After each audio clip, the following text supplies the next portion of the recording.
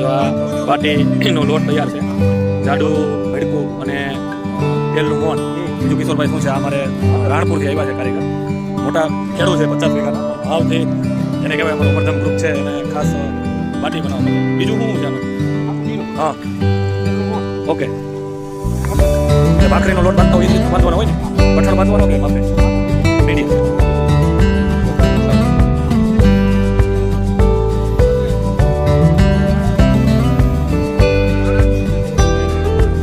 આ રીતે એમના પિંડ બાંધી અને પછી એને શેકવામાં આવે છે. આવી રીતે અહીંયા આ જે છાણા અથવા અડાયા આવી રીતે જેમ આપણે ઉતાસણી તરીકે ભઠ્ઠો કરી, આવી રીતે છાણાનો ભઠ્ઠો કરી પછી આ ભઠ્ઠાની અંદર છે બાટીને કાઢવાની હોય છે. પછી આગળ રીતે આખી બાટી તૈયાર છે ને અહીંયા આખે આખો ભઠ્ઠો તૈયાર છે અને આ ભઠ્ઠાની અંદર કાઢીને પછી આમાં નાખવામાં આવશે. ટૂંકમાં જે ભઠ્ઠો થયો છે એમને આવી રીતે એકદમ ચણા જેવી ભૂકી થઈ જાય એ પ્રકારે પેલું કરીને એની માથે પછી બાટી મૂકી દેવાની હોય છે.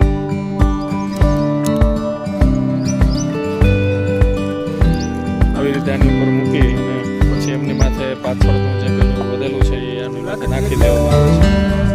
ટૂંકમાં સેજ આની માત્ર પોચી હોય આમ સેજ કડક કરવાની હોય અને પછી હવે આગળની આપણે પ્રોસેસ જોઈએ અને સાફ કરતી જવાની હતી અને ફરી આવી રીતે એ રાખને કૂટવામાં આવે છે, બારીક પાવડર કરવામાં આવે છે અને તે ધીમે ધીમે તમામ જે કાંઈ છાણાના કોલસા છે એ આવી રીતે બારીક પાવડર કરી નાખવામાં આવે છે.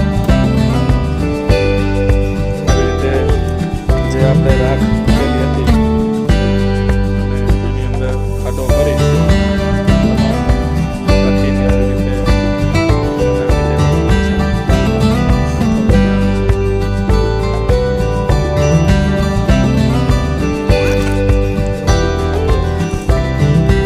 ત્યારબાદ જે રાખ હતી એની ઉપર નાખી દેવામાં આવે છે. ટૂંકમાં એકદમ ધીમા ભઠ્ઠે અને શેકવામાં આવે છે. આપણે જે અડધી કલાક પહેલાં આશરે લગભગ 38 મિનિટ જેટલો સમય થયો છે. તમે જોઈ શકો છો ખાટો ગાળી અને જે રાખ ઉપર બાટી ગોઠવવામાં આવી હતી તે ધીમે ધીમે એમને બહાર કાઢવામાં આવી રહી છે. એકદમ આમને આમાંથી કાઢ્યા પછી કોથળામાં એમને ઘસી અને સાફ કરવામાં આવે છે. ખૂબ સુંદર રીતે સરસ મજાની બાટી છે એ શેકાઈને તૈયાર થઈ ગઈ છે. સરસ મજાની શેકાઈ ગઈ છે. ત્યાં જે આપણે બાટી તૈયાર કરી હતી એમને કોથળામાં લઈ અને ઉપરની જે રાખ છે દૂર કરવામાં આવે છે.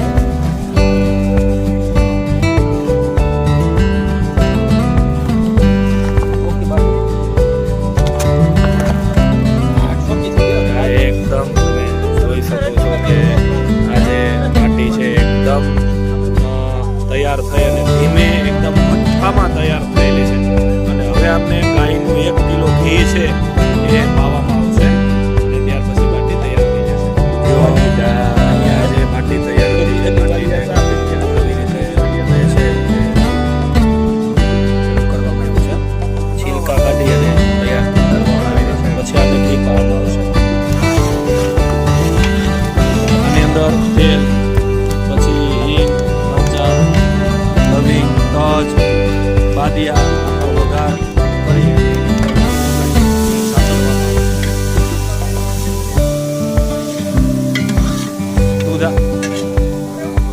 પાંદડા છે એ તજ, તમાલપત્ર એ પાછળથી નાખવામાં આવેલા છે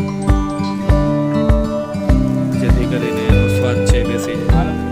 પછી એમાં જીરું, પછી હિંગ, આખો મસાલામાં કયો ઓકે, અને મરચી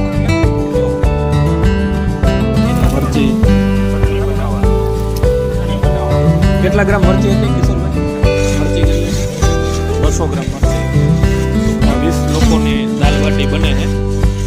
200 ગ્રામ મરચી ગ્રેવી કરી અને નાખી દેવામાં આવી છે. લસણ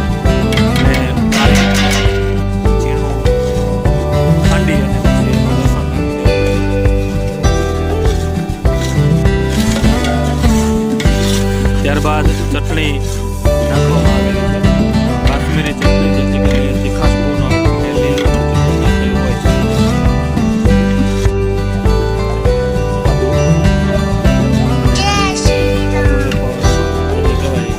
એકદમ બારીક કરી અને નાખી દેવામાં આવે છે. તમે જોઈ શકો ધીમે ધીમે બધું સાંતળતા ખૂબ સુંદર મજાનો કલર આવી ગયો છે. મારું ભરી જાય ટમાટર ગ્રેવી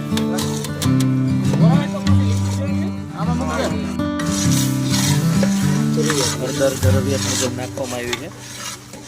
ફરી પાછું સાતળવામાં આવી રહ્યું છે. જીરું ત્યારબાદ નાખવામાં આવ્યું. સેજ છે બસ નાખવાનું. સ્વાદ અનુસાર મીઠું, પછી મૈસૂરની દાળ, ચણા દાળ, તુવેર દાળ બાફી અને વ્યવસ્થિત ત્યારબાદ એની અંદર છે એ નાખી દેવામાં આવે છે અને ફરી પાછું એને સારી રીતે મિક્સ કરી નાખવામાં આવે છે. જરૂરિયાત મુજબ